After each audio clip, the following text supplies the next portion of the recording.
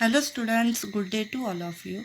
Today we are going to study Organization of Commerce subject, chapter number 1, Principles of Management.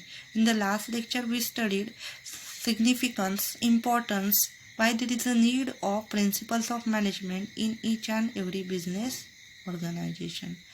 So in the last lecture we clear the idea about what is meant by principles of management, what is meant by principle and what is meant by management. So principle is the fundamental truth. म्हणजे एक असं सत्य आहे की सगळ्या मॅनेजर्सला, जे पण managers आहेत ते ऑर्गनायझेशन्समध्ये, त्यांना हे मान्य करावंच लागणार आहे. म्हणजे काय असणार हे fundamental truth. And management is the art of getting things done through the group of people. So principle of management, it is the set of guidelines which is to be provided to each and every managers in the organization to handle every type of problems, situations incurred in the organization to achieve the goal or objectives of the organization in an effective manner. म्हणजे हे principles काय provide करतात कोणाला? मॅनेजर्सला guidelines provide करतात. कशासाठी? जे पण problems आहेत, सिच्युएशन्स आहेत, ॲक्टिव्हिटीज आहेत, त्या इफेक्टिवली हँडल करण्यासाठी. कशासाठी? इफेक्टिवली हँडल करण्यासाठी. आणि जो पण गोल आहे, ऑब्जेक्टिव्ह आहे ऑर्गनायझेशनचा, तो इफेक्टिव्ह मॅनरमध्ये अचीव करण्यासाठी. आता कोणत्याही ऑर्गनायझेशनचा एकच गोल असतो आणि तो अटेम्प्ट करण्यासाठी काय करणार आहे? मॅनेजर्स काय करणार आहे? सगळ्या ग्रुपला एकत्र आणणार आहे आणि त्या ग्रुपला काय करणार? तो सगळं काम प्रोव्हाइड करणार आहे. So it is the art of getting things done through the group of people.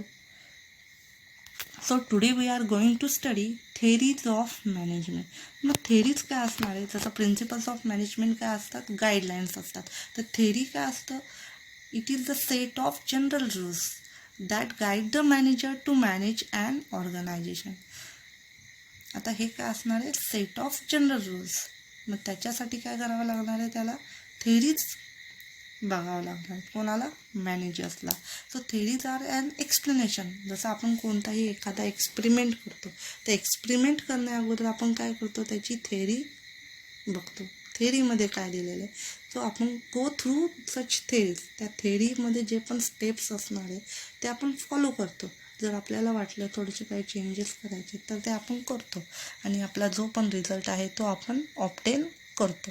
तर त्या थेरी काय असतात? ते सेट ऑफ रूल्स ते आपण फॉलो करतो. कोणताही एखादा रिझल्ट आपल्याला जर पाहिजे असेल तर तो आपल्याला रिझल्ट ऑब्टेन करण्यासाठी आपण त्या थेरीज फॉलो करतो. पण त्या थेरीमध्ये काय असणार आहेत? प्रिन्सिपल्स असणार आहेत, गाईडलाईन्स असणार आहेत. आता त्या थेरीज वेगवेगळ्या थिंकर्सनी प्रोव्हाइड केल्या आहेत. Such theories can be provided by different thinkers like Frederick Winslow Taylor, Elton Mayo, Henri Fayol etcetera. मग आता हे काय आहेत? थिंकर्स आहेत आणि त्यांनी काय दिले? त्यांचे डिफरंट ॲप्रोचेस दिलेत. त्यांनी ज्या पण सिच्युएशन हँडल केल्या ऑर्गनायझेशनमध्ये, ज्या पण प्रॉब्लेम्स हँडल केले ऑर्गनायझेशनमध्ये, ते कसे हँडल केले त्याच्यावरून त्यांनी काय त्यांचा एक्सपिरियन्स त्या थेरीमध्ये दिलेला आहे. आणि त्या थेरीज आपल्याला काय प्रोव्हाइड करतात? प्रिन्सिपल्स प्रोव्हाइड करतात. So today we are going to study Henri Fayol's administrative theory of management. Fayol's principles of management. त्या अगोदर आपण बघूयात तो हेनरी फायोल कोण होता. So Henry Fayol got degree in mining engineering and joined French mining company in 1860 as an engineer.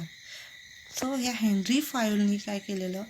इंजिनिअरिंगची degree घेतलेली. Mining इंजिनिअरिंगची degree घेऊन त्यांनी कोणती कंपनी जॉईन केली? French mining company. आणि त्या फ्रेंच मायनिंग कंपनीमध्ये तो ॲज अ इंजिनियर काम करत होता. He rose to the position of managing director in 88. त्याच्यावरून जेव्हा तो इंजिनियर होता त्याच्यावर त्याचा एक्सपिरियन्स इन्क्रीज झाला आणि त्याची पोस्ट पण काय झाली? इम्प्रूव्ह झाली. त्या कोणत्या पोस्टवरती तो गेला? As a managing director. When the company was on the verge of bankruptcy. तर जेव्हा तीच कंपनी दिवाळखोर झाली किंवा बँकरप्ट झाली, he accepted the challenge and by using rich and broad administrative experience, he turned the fortune of the company. जेव्हा तीच कंपनी दिवाळखोर झाली किंवा बँकरप्ट झाली तेव्हा त्या हेनरी फायोलने तो चॅलेंज ॲक्सेप्ट केला आणि त्याचा जो काही एवढ्या वर्षांचा एक्सपिरियन्स होता त्या एक्सपिरियन्सवरून त्याने काय केलं, त्या कंपनीचं फॉर्च्यून बदलवून टाकलं, भविष्य बदलवून टाकलं.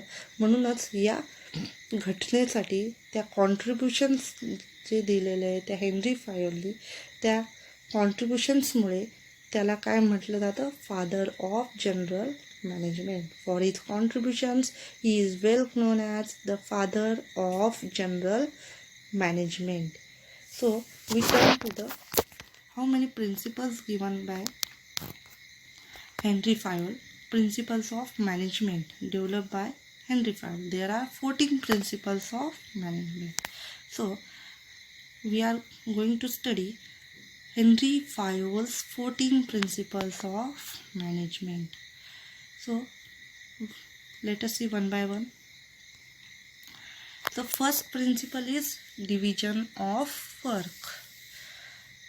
So according to this principle, the work is divided into different kinds such as technical, financial, commercial, security, operations, accounting and managerial.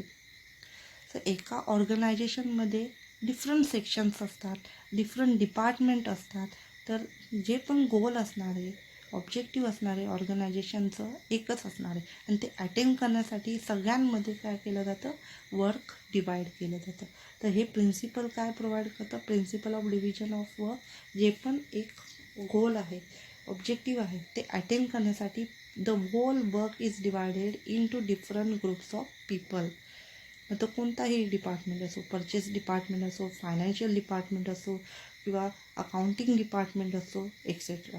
ह्याच्यामुळे काय होणार आहे, त्यांची एफिशियन्सी, जेवढे पण पर्सन्स आहेत, एम्प्लॉईज आहेत, मॅनेजर्स आहेत ऑर्गनायझेशनमध्ये, त्यांची एफिशियन्सी, कॅपॅसिटी इम्प्रूव्ह होते आणि त्या लेवलवरती ते काय करू शकतात, त्यांचे जे पण एक्सपर्ट असणार आहे त्यांचं काय होणार आहे तिथे, expertise of employees which ultimately turns into expected productivity level.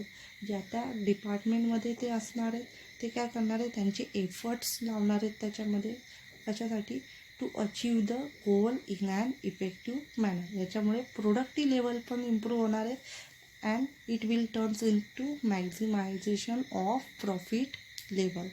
So division of work, principle of division of work enables the employees, improves their efficiency, capacity and put their efforts in an effective manner, and the result of this to get or maximize the productivity level also and maximization of profit also. म्हणजे एका ऑर्गनायझेशनचा काय असणार आहे, गोल एकच असणार आहे, objective एक असणार आहे, तो अटेंड कसा करायचा आहे through this division of work. Second principle, authority and responsibility. So authority is the right to take decisions. जेव्हा जो पण सुपिरियर असणार आहे त्याच्याकडे ॲथॉरिटीज येतात. ॲथॉरिटी कशासाठी असतात, to take decision, right to take any type of decisions. त्या अथॉरिटीसोबतच काय असणार आहे, त्याच्याकडे काय येते, रिस्पॉन्सिबिलिटी, कोणताही एखादं वर्क किंवा जॉब कंप्लीट करण्यासाठी. So it is necessary to get the things done appropriately from subordinates. जो पण सुपिरियर असणार आहे, बॉस असणार आहे, हेड असणार आहे, त्याच्याकडे जेव्हा राईट्स येतात किंवा ॲथॉरिटी येते, कोणत्याही डिसिजन्स घ्यायची ॲथॉरिटी येते, तेव्हा त्याच्याकडे जबाबदारी पण येते, रिस्पॉन्सिबिलिटी पण येते. मग रिस्पॉन्सिबिलिटी कोणती असणार आहे, कोणतंही वर्क दिलेल्या टाईममध्ये कंप्लीट करणं. जर त्या टाईम लिमिटमध्ये त्यांनी तर ते वर्क कंप्लीट केलं नाही किंवा जॉब कंप्लीट केला नाही तर रिस्पॉन्सिबल कोण असणार आहे, फक्त तो जो हेड असणार आहे किंवा सुपिरियर असणार आहे, मॅनेजर असणार आहे, तो रिस्पॉन्सिबल असणार आहे. So if the manager is given the authority to complete a task within a given time, he should be held responsible if he does not complete the work in given time. So management manager should have proper authorities to take managerial decisions on his own in respect to the goal.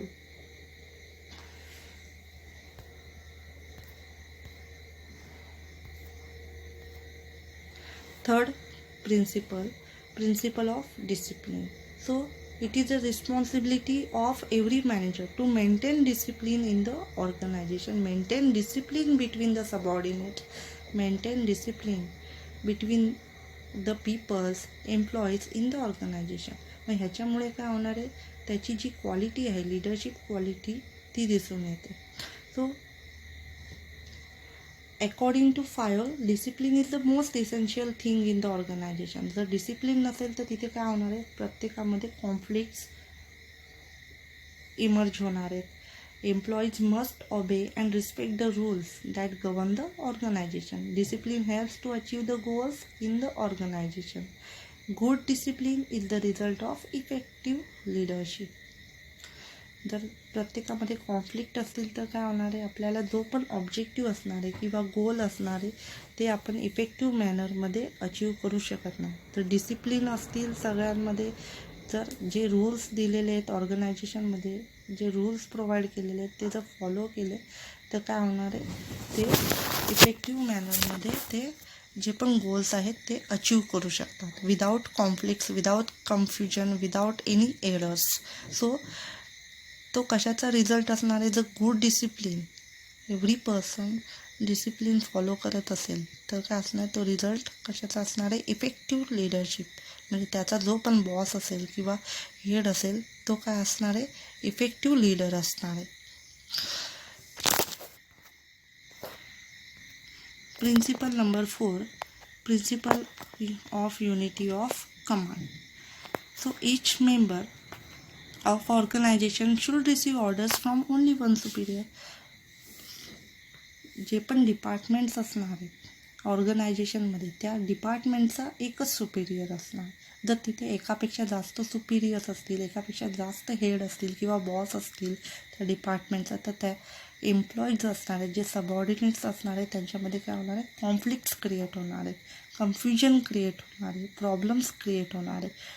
So this principle helps in managing conflicts and solving disputes among people in organization. So every organization must have only one head or only one superior. Orders कोणाकडनं येणार, फक्त सुपिरियर्सकडनं येणार.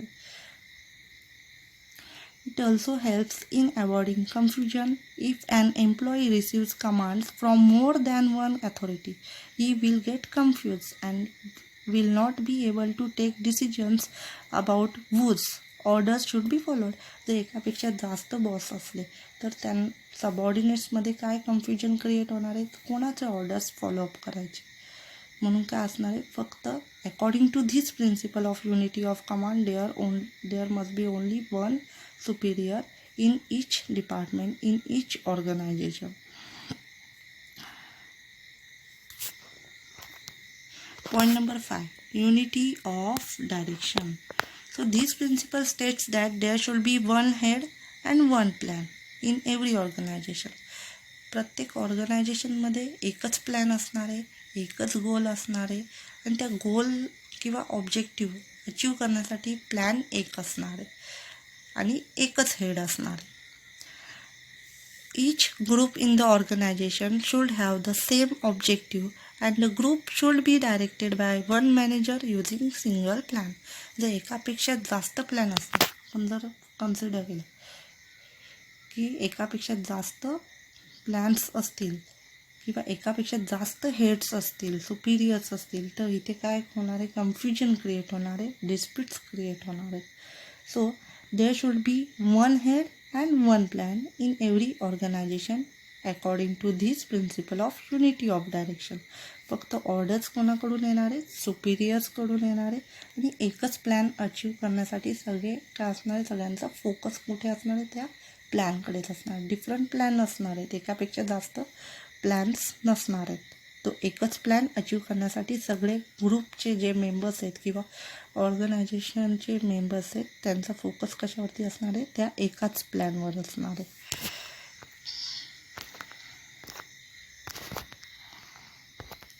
Point Point number 6, subordination of individual interest to general interest. Principle of subordination of individual interest to organizational or general interest. So according to this principle, the interest of an individual must be given less importance than the interest of the organization. ग्रुपमध्ये भरपूर members असतात. There are number of persons, there are number of peoples, employees, subordinates available or managers available in the organization. Only individual person, एखादा individual single person असेल त्याच्या बिहेवियरकडे लक्ष न देता काय करायचं आहे, कोणाचा इंटरेस्ट बघायचा आहे, ग्रुप ऑफ पर्सनचा किंवा जे पण ऑर्गनायझेशनल मेंबर्स आहेत त्यांचा इंटरेस्ट बघायचा. फक्त एकाकडे लक्ष द्यायचं नाही, तो कसा काम करतो आहे किंवा त्याचा बिहेवियर कसा आहे त्याच्याकडे लक्ष न देता कोणाकडे द्यायचं आहे, ग्रुपकडे. While taking decision in the organization, the manager should always consider the interest of the whole group rather than the interest of a single employee. एकामुळे काही इफेक्ट होणार नाही, तर काय करायचं इथे ग्रुपकडे लक्ष द्यायचं आहे. सिमिलरली मग एम्प्लॉय पण काय करणार आहेत, एम्प्लॉयची रिस्पॉन्सिबिलिटी काय असणार आहे, should protect the interest of the organisation first and his personal interest should be subordinated. म्हणजे त्याचं इंटरेस्ट फर्स्ट काय असणार आहे, first preference of every employee is to achieve the organisational goal first. ऑर्गनायझेशनला फर्स्ट प्रेफरन्स द्यायचा आहे rather than his personal interest. So एखादी कोणतीही गेम असेल, ग्रुप गेम असेल, तर त्या ग्रुप गेममध्ये आपण जेवढे पण प्लेयर्स असणार आहे त्यांचं काय असणार आहे, ते act as a team, not a single. ज्यांचा पर्सनल रेकॉर्ड ते काय करत नाही, अचीव करत नाही, फक्त त्यांचं एकच गोल असणार आहे, to win the particular game. For example क्रिकेटमध्ये जेवढे पण प्लेयर्स असणार आहे त्यांचा जो पण असणारे गोल काय असणार आहे, to win the particular match rather than score more individually. So today we studied 6 principles of management. In the next lecture we studied the remaining principles of management. Thank you.